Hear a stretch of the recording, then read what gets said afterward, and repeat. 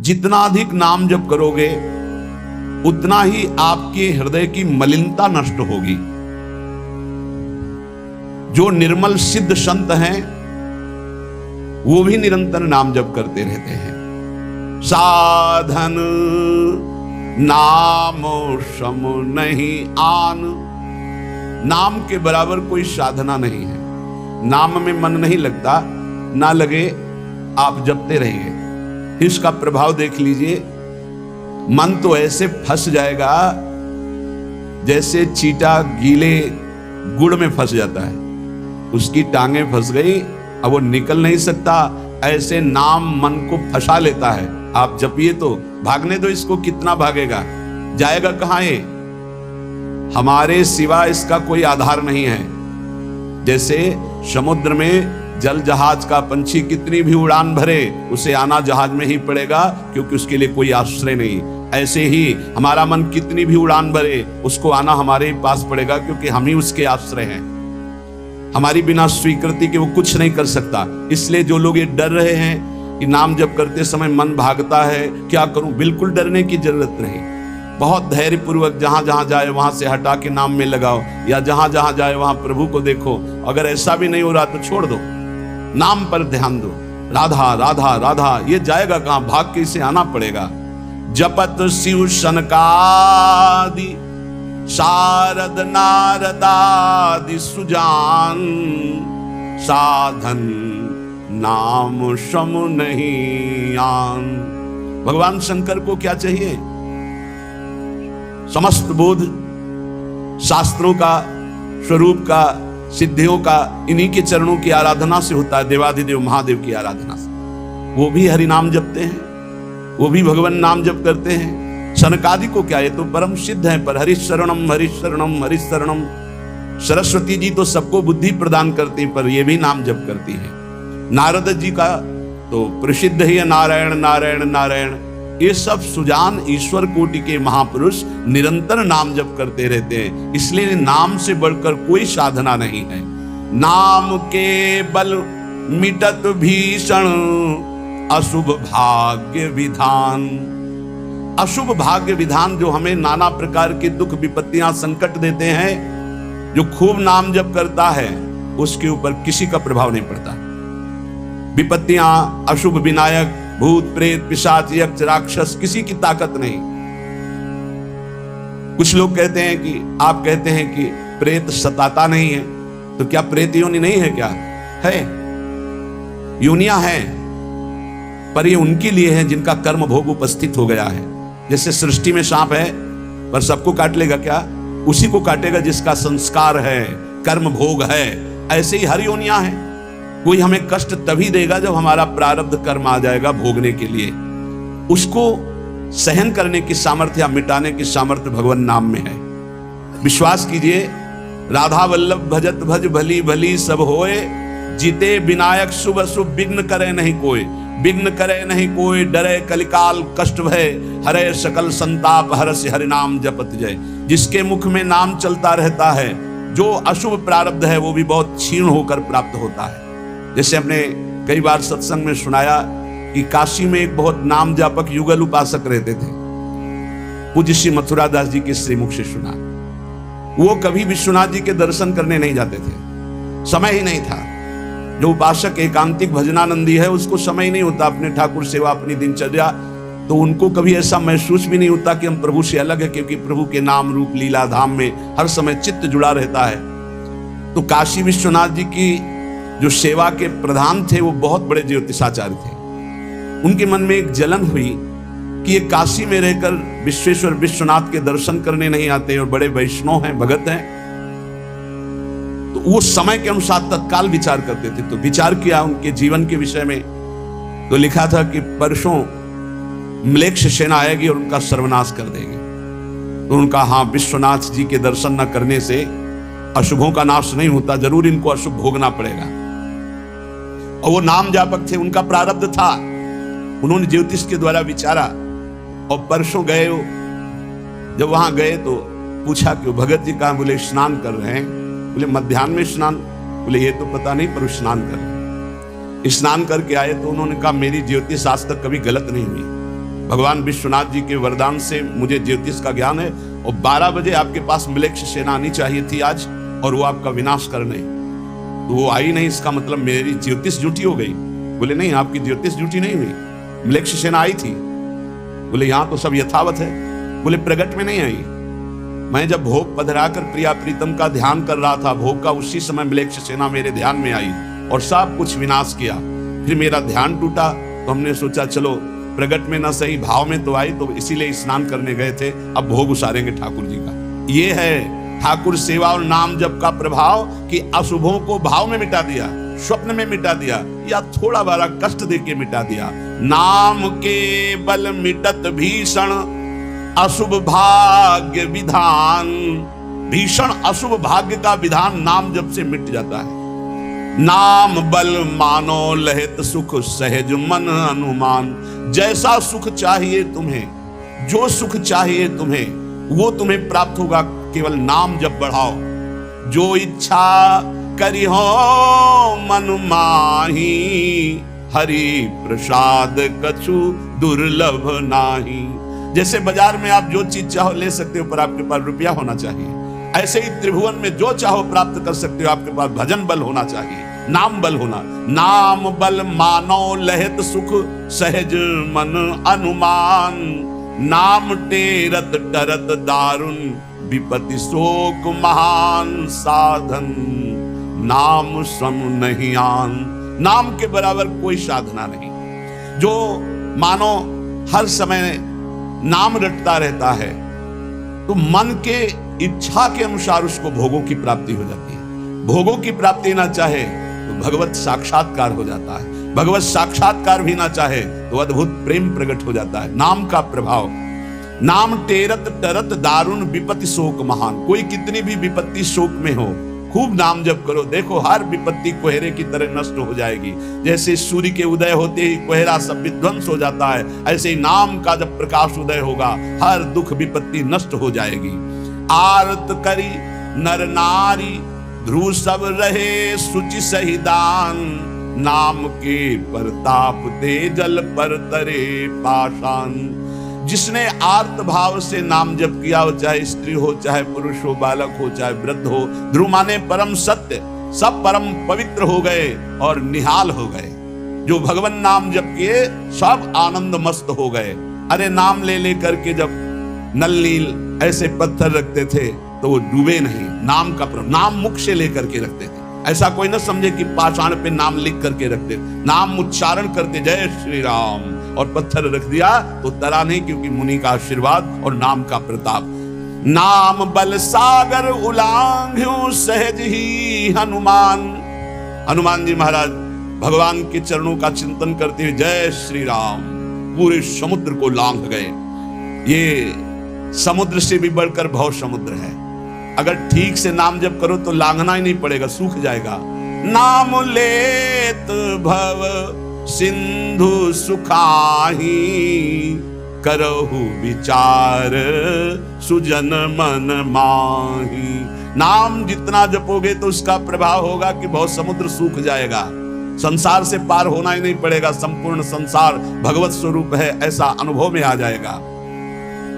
नाम बल संभव सकल जे कछु असंभव जान। नाम देखो, बस मन लगाने की बात है, एक बात मान जाओ, कुछ भी असंभव नहीं है, कुछ भी असंभव नहीं। नाम से सब कुछ प्राप्त हो जाएगा, सब कुछ। नाम का अपार प्रताप। 18-20 साल से किडनी फेल है, चल रहे हैं, जीवन चल रहा, जो दिनचर्या चाहिए वो दिनचर्या चल रही। असंभव, ये असंभव जो संभव शब्द में बदलता है वो नाम से केवल बदलता है। सच्ची मानिए, नाम बल संभव सकल जे कछु असंभव जान। जो असंभव लगता है कि ऐसा नहीं हो सकता, वो सब संभव नाम बल से। अभी कैसे तुम्हें एक एक पल की घटना बताएं, जिस समय जो सेवा है उसी समय एक अपार बल आता है, वो सेवा करवा के चला जाता है। धन्य ते नर रहत जिनके नाम रट की बान, पाप पुण्य प्रजारि वेहित प्रबल पावक खान। होत छिन महाछार निकसत नाम जान अजान, नाम की महिमा अमित को सकै करी गुणगान, राम ते बड़ नाम जेहि बल बिकत श्री भगवान। भगवान को खरीद सकते हो नाम जप से, बिकत श्री भगवान, नाम की महिमा अमित को सकै करी गुणगान, राम न सकहि नाम गुण गाई, कहूं कहां लगी नाम बड़ाई। धन्य है वो उपासक जिसने प्रधानता नाम जप की ली। तुम्हारा जीवन इस समय बिल्कुल तेजोमय होना चाहिए, अग्नि स्वरूप। तुम ब्रह्मचारी हो, बैरागी हो, भगवान नाम जाप में तुम कहां हैं? भजन में बैठे, अच्छा हृदय शीतल हो गया, 2-3 घंटे आराम कर लिया, इसके बाद भजन में लगे, निरंतर भजन में लगे। धन्य उनके आगे लगे, धन्य ते नर रहत जिनके नाम रट की बांध। ये आदत पड़ गई है नाम जपने का, नाम कमाने का एक स्वभाव बन गया है, अधिक से अधिक जप करके नाम जप करना। उनके पाप और पुण्य दोनों नष्ट हो जाते हैं, क्योंकि पुण्य भी बंधन है, शुभ अशुभ दोनों बंधन है, दोनों को नाश कर देता है नाम रूपी अग्नि, और भगवत साक्षात्कार करा देता है। जो उपासक इस रहस्य को समझ गया वो इस कलिकाल में बहुत जल्दी भाव की प्राप्ति कर लेता है। कल केवल मल मूल मलीना, पाप पयो निधि जनमन मीना। जैसे मछली जल में ही आनंद मनाती है, ऐसे मन पाप में ही आनंद मनाता है। कलयुग में कलयुग का प्रभाव है, मन पाप चिंतन करता है, पाप करके आनंद मनाना चाहता है।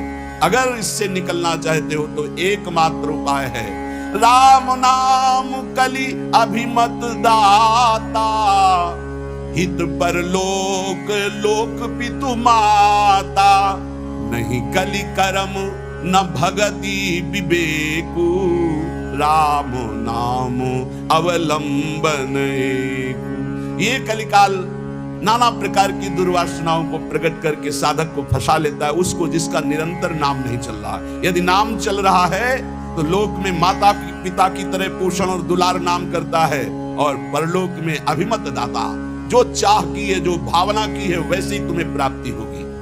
प्रकट में भाव के संबंध में एक बड़ा रहस्य प्रसंग है कि उपासक जब नाम जप करता है और अपने आराध्य देव के प्रति भाव करता है तो भाव की झांकी आती है। यहां कहते हैं उसे कल्पना मत मानो, उसे कल्पना मत मानो, प्रभु आपके भाव में पधारे हैं। जितना आप भाव नाम के द्वारा प्रकट कर पाए हैं, ये भाव नाम के द्वारा होता है, ये कोई कल्पना नहीं होता। नाम जापक में ही भाव का प्रादुर्भाव होता है। जैसे आप श्यामा श्याम, तो आपके सामने जो श्यामा श्याम का रूप प्रकाशित हुआ, जितना आपने भजन किया है उसी के अनुसार वो प्रकाशित होगा। और आपका यदि भजन निरंतर चल रहा है और भाव गाढ़ है तो साक्षात श्यामा श्याम आपके सामने दिखाई देंगे। भाव का तात्पर्य है चिंतन, भावना करते करते रूप का सामने प्रादुर्भाव हो जाना। नाम जप करते करते भाव और भावना करते करते रूप का प्रादुर्भाव। मनोवृत्ति भावुकता में इतनी डूब जाए कि आपका ध्यान साक्षात दिखाई देने लगे कि मेरे प्रिया प्रीतम है। नाम का यह प्रभाव। ये विवेकहीन जो लोग कहते हैं मैंने भगवत साक्षात्कार कर लिया है, ये उनकी बातें नहीं, प्रपंच वाली बातें नहीं। यहां ठीक सत्य बात को समझो। भाव अंतस्थल में ऐसा द्रवीभूत हुआ कि आराध्य देव का रूप झलकने लगा। ये नाम जापक सदाचरण करने वाले भावुक उपासक की बात बताई जा रही है, जहां भक्ति की दृष्टि सर्वत्र से हटकर केवल अपने इष्ट देव में है, जहां केवल भगवत वार्ता, भगवत चिंतन, भगवत प्रभाव, भगवत रूप। ये कल्पना की बात नहीं कर रहा हूं, वहां सर्वथा यथार्थ में भगवान का प्रादुर्भाव होता है। जैसे आप देखो, जितना भजन करते हो आप देखो, अभी भावना करके आपके प्रभु वैसे दिखाई देने लगेंगे। अगर नहीं दिखाई देते, नहीं भावना बन रही, तो अभी नाम जप और बढ़ाइए, नहीं आपके सामने वैसे ही खड़े हैं। आप देखो आपके भाव में आ रहे हैं कि नहीं आ रहे हैं, वो हैं, हर समय आपके पास है। अगर भाव में नहीं आ रहे हैं तो नाम जप और बढ़ाइए, अभी नाम जप रंग नहीं लाया है। भावना जिस रूप की होती है उसे शास्त्रीय भाषा में ध्यान कहा जाता है। ये तभी परिपक्व माना जाता है। ध्यान से सुनिएगा, आपको ध्यान में भावना में अपने प्रभु को बोलते हुए दिखाई देगा। शब्द प्रभु आपका स्पर्श कर रहे हैं, आपको बिल्कुल ऐसा स्पर्श दिखाई देगा जैसे कोई प्रगट में स्पर्श करता है। रस, परमानंद स्वरूप प्रभु का रसास्वादन हो रहा है, और गंध, प्रभु के श्री अंग की गंध उसको अनुभव में है। सुगंध, अद्भुत सुगंध। इस ध्यान में ये भावुकता नहीं है, वो स्पर्श कर सकता है प्रभु के चरणारविंद।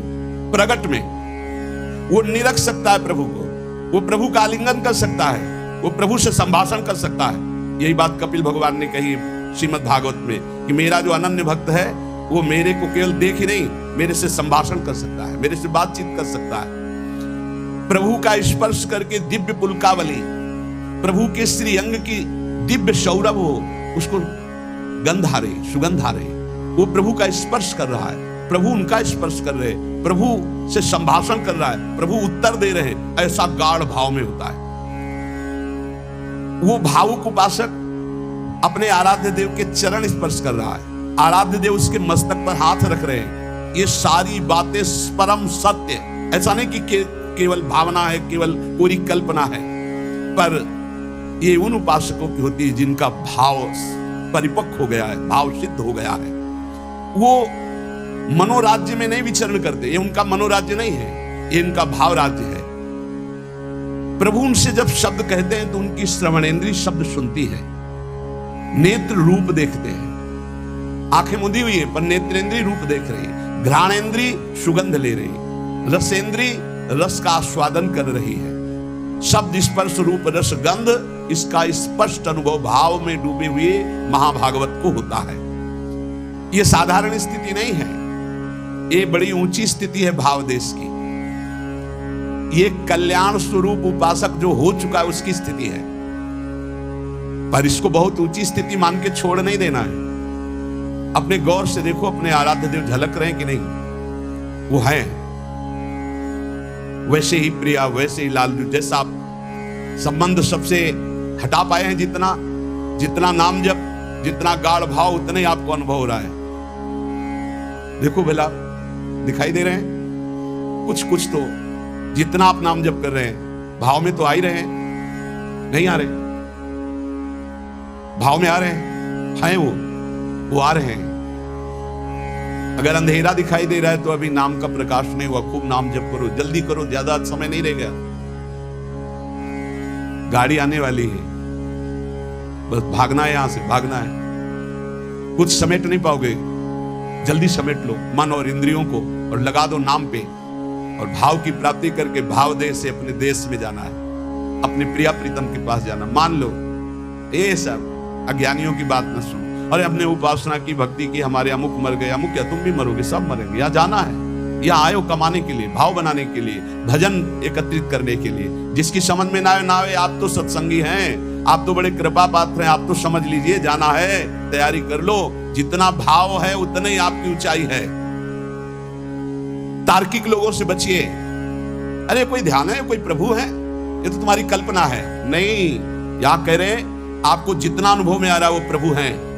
पक्का विश्वास करो, प्रभु आए हैं आपके ध्यान में। गाढ़ भाव का ये था, हम प्रपद्यन्ते दासतत्व भजाम में, हम पुलकित हो जाओगे कि हाँ प्रियाजू आ गए। देखो हमारे ध्यान में लालजू आए, लालजू प्रियाजू कैसे गलभैया दी हुई, कितना सुंदर निकुंजय, कितना सुंदर लता भवन, सुंदर पुष्प के पावड़े बिछे हुए, पराग की गद्दी लगी हुई, उस पे युगल सरकार कैसे विराजमान है। ये भाव में देखो, अधरों पर बंशी है, गलबैया दिए हुए युगल सरकार, प्रियाजू लालजू की तरफ देख रहे, लालजू प्रियाजू की तरफ देख रहे, और बंशी से नाम गुणगान कर रहे प्रियाजू का। किसी को कभी प्रमाणित करने की कोशिश मत करो कि आपका भाव बन गया। अविश्वासी से कभी ये वार्ता भी मत करो, नहीं तुम्हारे भाव में ठेस पहुंच जाएगी। ये साक्षात भगवत दर्शन है, साक्षात भगवत दर्शन। इसी से गाढ़ अवस्था में बस बात बन जाती है, यही गाढ़ अवस्था। श्रद्धा विश्वास करो, साधन का मूल मंत्र है श्रद्धा और विश्वास। जो नाम जप कर रहे हो, जो भावना में प्रभु आ रहे हैं, वो आ रहे हैं आपके, विश्वास करो आ रहे हैं। पर यह किसी से कहना नहीं है, किसी तर्क के द्वारा अपनी श्रद्धा को नष्ट नहीं करना। अरे ये तो कल्पना है। नहीं, साक्षात प्रभु आए, कोई उनके लिए कल्पना भी नहीं कर सकता। अगर वो ना पधारे तो कोई भाव, मुनि मन ध्यान धरत नहीं पावत। भक्त जब गाढ़ भाव नाम के बल से करता है तो देख सकता है। जो शास्त्रों में रूप वर्णन है वो एक अंश मात्र है, जो रूप है उसका तो वर्णन हो ही नहीं सकता।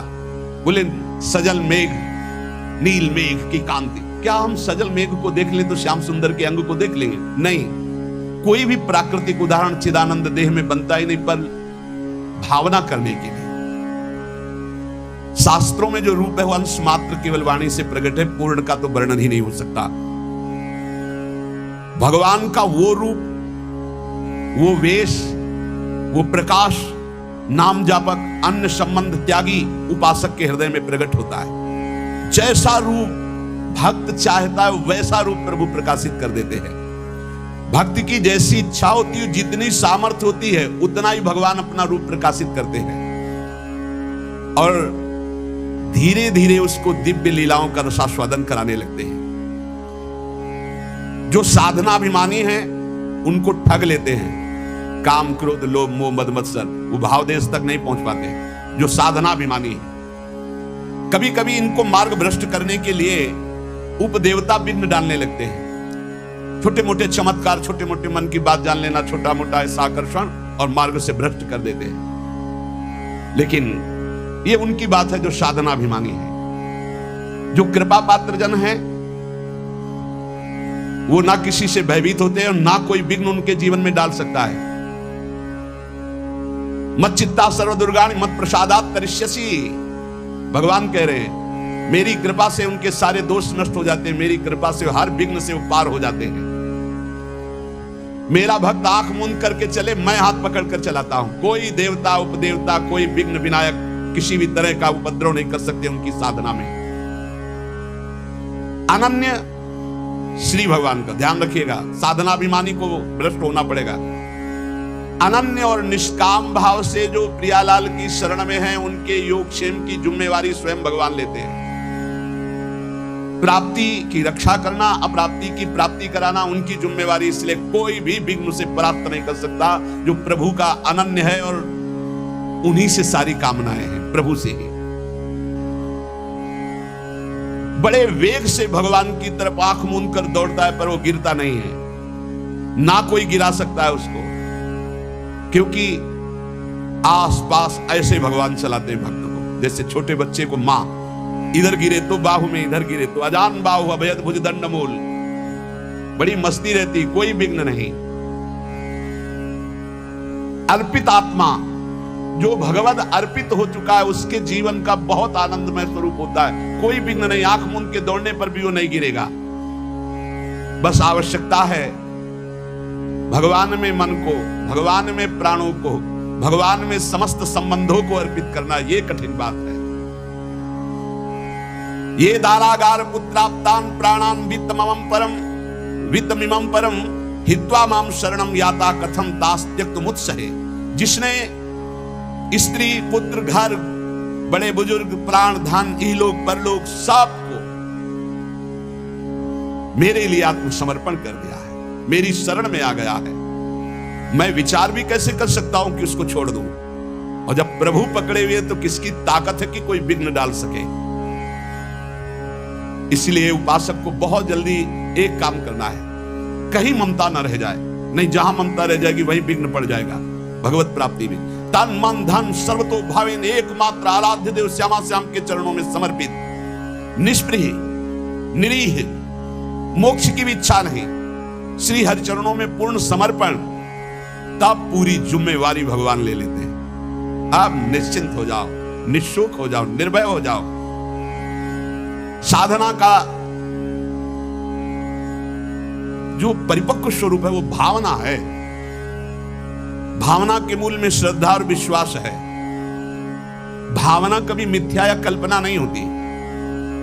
उपासक को भाव से ही रसास्वादन मिलता है। भावोत्सवेन भजताम रसकाम धेनुम तम राधिका चरण रेणु महामिष्मा। यदि भाव नहीं उत्पन्न हुआ तो अभी जीवन सुन। साधना की अवस्था में आपको लाभ मिला है क्या? भाव। भाव साधु को, साधक को, भक्त को, उपासक को उपलब्धि हुई है। तो क्या उपलब्धि हुई? भाव। जैसे ज्ञान मार्ग में भी भाव है, ब्रह्म भाव, भगवत भाव में है सखा भाव, दास्य भाव, वात्सल्य भाव, गोपी भाव, सहचरी भाव, भाव की प्राप्ति होना। श्रद्धाहीन, मिथ्याचारी, मनमानी आचरण करने वालों को भाव का परिचय ही नहीं, जानते नहीं कि भाव क्या है। सच्ची मानिए, जिस दिन आप भाव में डूबने लगेंगे, आपको कहीं जाने आने की जरूरत नहीं। यहां के ठाकुर का दर्शन नहीं हुआ तो विश्व में कहीं भी दर्शन करे और शांति नहीं मिलने वाली। इसलिए जो भगवत कृपा पात्र होते हैं, अंतर में घुसना प्रारंभ कर देते हैं, अंतर्मुख होकर के अपने हृदय देश के ठाकुर के दर्शन की चेष्टा करते हैं। हृदय के भगवान का साक्षात्कार हो गया तो सर्वत्र होगा, और सर्वत्र घूमे आप, हृदय के ठाकुर का साक्षात्कार नहीं तो कुछ हाथ नहीं लगेगा। करके देख लो, मन चराए आओ, मन को घुमाए आओ, आंखें चराए आओ, लेकिन हृदय के ठाकुर का साक्षात्कार नहीं हुआ तो विश्राम नहीं मिलेगा।